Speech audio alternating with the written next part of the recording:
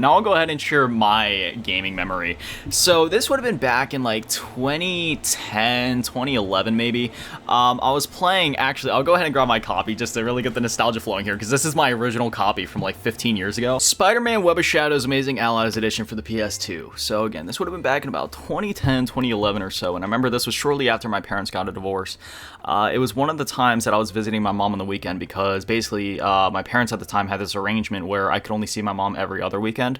So I'd be with my dad for like, 2 weeks, and I go see my mom every other weekend. And I had a bunch of PS2 games in my mom's house, and I had like my memory card there, and I wasn't really able to take games back and forth. So anytime I played a game in my mom's house, I was like all in on it, really trying to beat it. If I got stuck on something, I really wanted to beat it because I knew it'd be like 2 weeks till I could do it again. Well, I started up Spider-Man Web of Shadows Amazing Allies Edition, which is much different from, say, like the Xbox 360, PS3 Wii version of the game, which is like an open world action DMC style beat 'em up of sorts with like, all these crazy combos, an amazing story, multi-choice stuff and all that, which you do have multi-choice in here, but it's obviously a bit different because looking at some of the screenshots on the back, yeah, this is actually more of like a 2D side-scroller, not really platformer, but like exploration beat-em-up type game.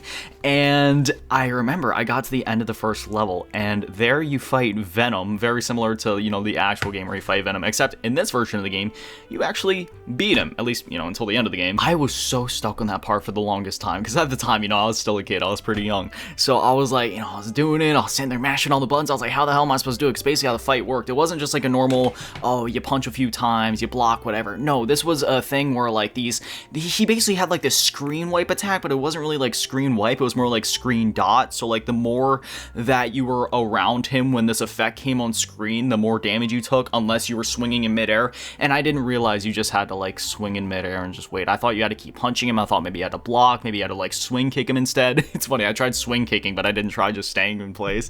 So I was so stuck on this. It got to a point, I called my grandma. Okay, my grandma, the same one that played nothing more than like Solitary and maybe Minesweeper on a really intense weekend, okay? I was like, do you think you can help me figure this boss fight out? I've been stuck on this thing for weeks, I can't figure it out. She was like, honey, I don't think I'd be able to do that. Like the most, because this was like 2010, so like the most she'd have played when it comes to like hardcore video games was Wii Sports Bowling. But bless my grandmother's heart, she was actually coming over to help me, she finally caved, and she was like, okay, I'll come over tomorrow morning. And guess what? I actually ended up beating it literally 15 minutes before she got there. Like, you can't make this up. Like, I finally figured it out. Finally figured out how to beat the boss, and it felt so good, man. I was stuck in that boss for weeks. I kept getting my ass kicked. I tried it time and time again. I spent hours on this boss, couldn't beat it. And then all of a sudden that morning, I woke up, and all of a sudden I was just like a prodigy. I was like the Tarnished. I was like the Elden Lord Tarnished. I was like the Ashen one that ended up beating Soul Cinder. And then after that, it was smooth sailing. I ended up binging through the rest of the game, but I'll never forget the excitement in that moment, man. I just remember gripping the controller, my heart was pounding out of my chest. I was like jumping up and down. I was like, oh my gosh, I actually beat it. And then my grandma got there, and then I was like, I actually beat it.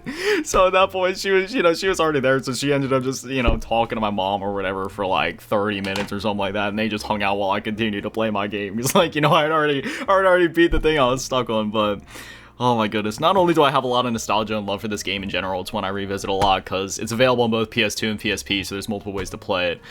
So, I go back to it constantly just because I enjoy the game and there's a lot of nostalgia there, but also just that memory in general, man. Like, overcoming stuff as a kid, like, overcoming hard challenges in video games always feels good regardless of age. Like, even now, when I beat Millennia naked with a great sword, I feel like I'm on top of the world. Nothing can stop me. But every time I accomplish something like that, it always gives me that same sense of, like, inner childhood joy that I would have got back with something like this, you know what I mean?